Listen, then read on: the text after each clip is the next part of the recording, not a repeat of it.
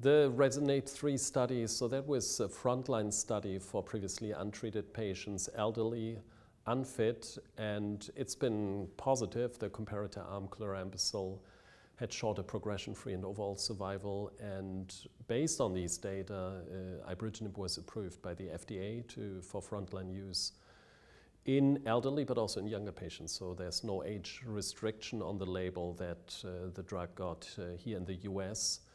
And I think the practical consequences now we can offer that, can discuss it with patients, and some patients might like it. But other patients may say, I don't want to be on a continuous indefinite treatment. So it's great to have an additional option, but it might not be the best choice for everybody. Certainly for many elderly patients, and especially for high-risk patients, it's a great choice.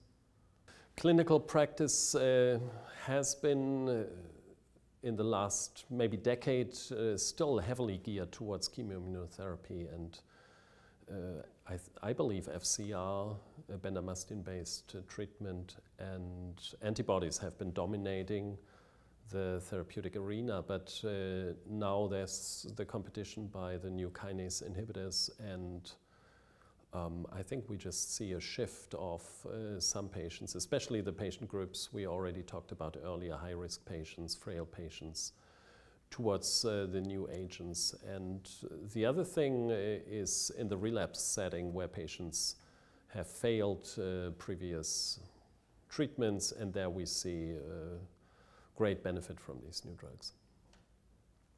So that the question is, what do you do if a patient responded to ibrutinib, has been on the drug, responded well, but then develops disease progression? It seems like that's a straightforward question, but in reality, there might be different settings. So patients can progress either with Richter's transformation, which is transformation into aggressive lymphoma, where patients develop rapidly progressive disease, high LDH, rapidly enlarging lymph nodes, for example.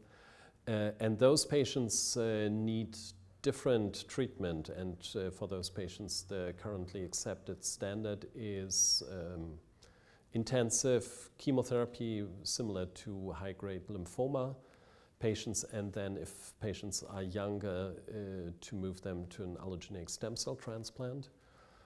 But the survival of these patients is not good based on our experience with Richter's transformation in the setting of kinase inhibitors or chemoimmunotherapy. So unfortunately for those patients, we still sometimes struggle to get them into longer remissions, and new concepts are being developed, and one hope is that maybe new agents like venetoclax, ABT-199 is an option for these patients. So Richter's transformation continues to be a problem. It's not common. We don't think it's increased in its frequency in patients who are on targeted agents versus patients who historically were on chemoimmunotherapy, but it continues to be an issue. And those patients typically present and progress oftentimes early on, at least from the published clinical trial data. Oftentimes within a year or two, patients can progress with this more aggressive lymphoma, which I think in the community of treating physicians and physicians participating in these studies, the feeling was that the ibrutinib treatment kind of unmasked an underlying already in progression, an underlying high-grade lymphoma. So that's kind of the feeling. The other issue is patients who responded but then progress with their CLL, and there we are still in early stages of learning what the genetic makeup is. There's some published data, but there's no consensus treatment. The most promising data which were presented at the ASH meeting last year were with venetoclax in this setting, which induces remissions in many patients, but the durability is unknown, and probably those patients, if fit for transplant, should also be considered for a stem cell transplant.